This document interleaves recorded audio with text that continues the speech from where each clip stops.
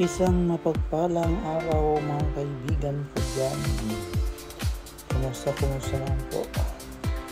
Ito po, patuloy tayo sa ating mga bisyo sa buhay kasi hindi naman ayos ang ating ano, pero ito tayo, patuloy tayo sa laban sa ating buhay. Kumusta po na una-una sa mga ating mga kaibigan natin na OFW.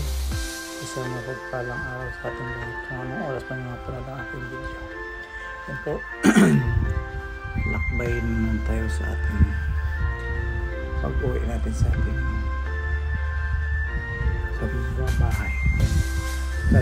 Gali pa po ako nito naman. Karugtong po dito sa 2 week na to. Magkarugtong lang po ang video natin ipatalabas nito. Kaya yan po. Subaybayan po ninyo ang aming paglalakbay.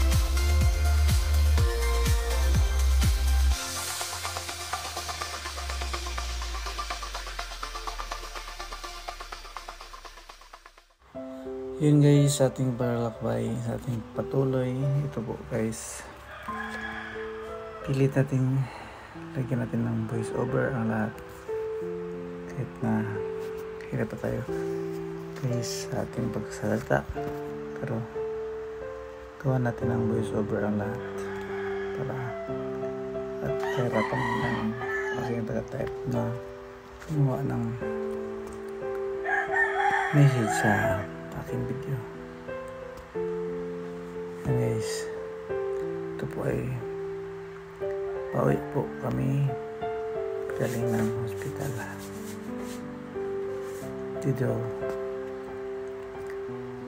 Hindi pa okay ang aking parang pakiramdam, pero para sa inyo guys, sa sinabi ko nga na kayo ang inspirasyon ko para gumawa ng mga videos kahit sa hirap ng kalagayan natin guys.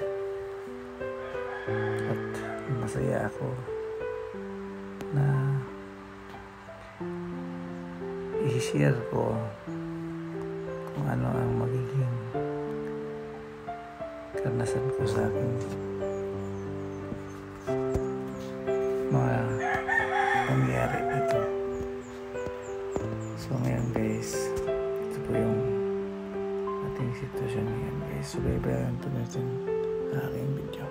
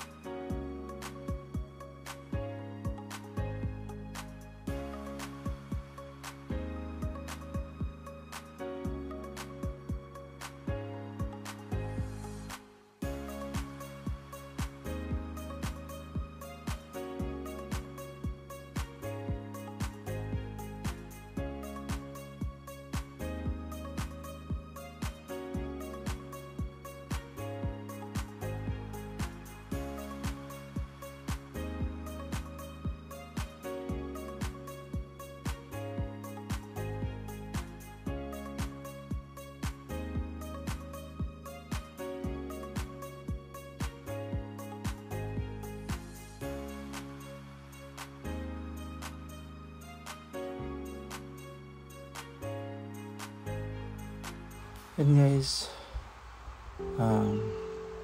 bago po ang lahat, bago mag-in na aking video, magpasalamat din ako sa lahat ng pag-intindi, katulad ni Madam Risa na at hindi niya ako alam ko na may mga play kong hindi natatapos gawa ng